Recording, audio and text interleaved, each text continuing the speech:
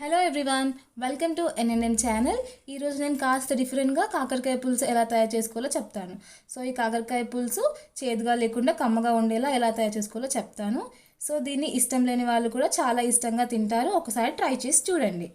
దీనికోసం నేను 4 కాకరకాయలని ఇలా కట్ చేసుకొని సాల్ట్ యాడ్ చేసి పెట్టుకున్నాను.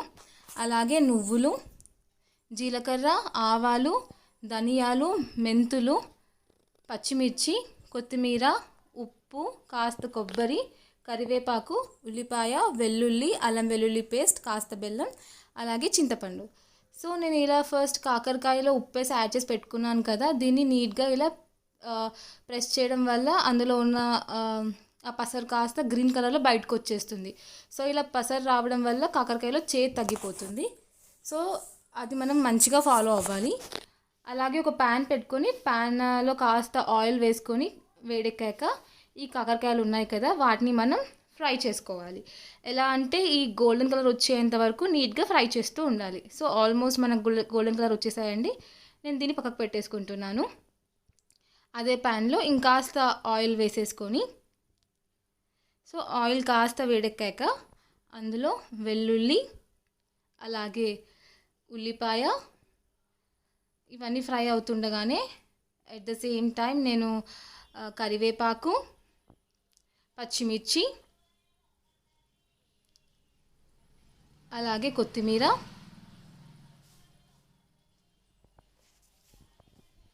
అల్లం వెల్లుల్లి పేస్ట్ ఇవన్నీ వేసుకొని నీట్గా కలుపుకున్నాను. సో నేను ఫస్ట్ చెప్పడం మర్చిపోయాను, దీనికోసం 2 టమాటోస్ కూడా కట్ చేసుకొని పెట్టుకోవాలి. ఇలా టమాటోస్ కూడా ఫ్రై అయిపోయిన తర్వాత ఆల్రెడీ పిసుకున్న ఈ చింతపులుసు ఉంది కదా, ఇది ఇందులో వేసుకొని మిక్స్ చేసుకోవాలి. అలాగే బెల్లంలో కూడా కాస్త వాటర్ వేసుకొని బెల్లం మెల్ట్ అయ్యేలాగా చూసుకోవాలి.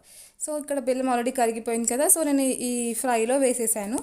పక్కనే ఒక ప్యాన్ పెట్టుకొని తాలింపు కోసం కాస్త ఆయిల్ వేసుకొని, ఆయిల్ కాస్త వేడెక్కిన తర్వాత అందులో ఆవాలు కూడా కాస్త వేగాక జీలకర్ర వేస్తున్నాను. సో అందరూ నేను చెప్పే ప్రాసెస్ని నీట్గా ఫాలో అవ్వండి, అప్పుడే కాకరకాయ టేస్టీగా వస్తుంది, చేదు లేకుండా. సో దానికోసం మీ వీడియోని స్కిప్ చేయకుండా కంప్లీట్గా చూడండి. ఒకసారి ట్రై చేసి చూడండి నేను చెప్పినట్టుగా. ఇక్కడ ఆల్మోస్ట్ మన జీలకర్ర కూడా ఫ్రై అయిపోయింది. నేను అందులో పసుపు వేసుకుంటున్నాను. చూసారా, ఇలా మంచిగా ఫ్రై అయిన తర్వాత ఈ తాలింపుని నేను కాకరకాయ సూప్లో వేసి కలుపుకోవాలి. ఇలా కలుపుకున్న తర్వాత ఆల్రెడీ ఫ్రై చేసి పెట్టుకున్న కాకరకాయ ఉంది కదా, అది కూడా ఇందులో మిక్స్ చేసుకోవాలి. సో ఆల్మోస్ట్ మన కాకరకాయ పులుసు ఎండుకొచ్చేసింది. ఇవి జీలకర్ర, ఆవాలు, మెంతులు, ధనియాలు మిక్స్ పౌడర్ పెట్టానండి. అలాగే మిరియాల పౌడర్ కూడా యాడ్ చేశాను. అలాగే నువ్వులు కూడా పొడి చేసుకున్నాను, నువ్వుల పొడి. కొబ్బరిని కూడా కాల్చుకొని పొడి చేసుకున్నాను, ఇది కొబ్బరి పొడి. అలాగే ఉప్పు వేసుకొని ఒక 5 మినిట్స్ కాస్త వాటర్ వేసి కలుపుకోవాలి. సో ఇలా ఆయిల్ పైకి వచ్చేసింది కదా, చూడండి మన కర్రీ రెడీ అయిపోయిందండి. ఇదండి మన కాకరకాయ పులుసు.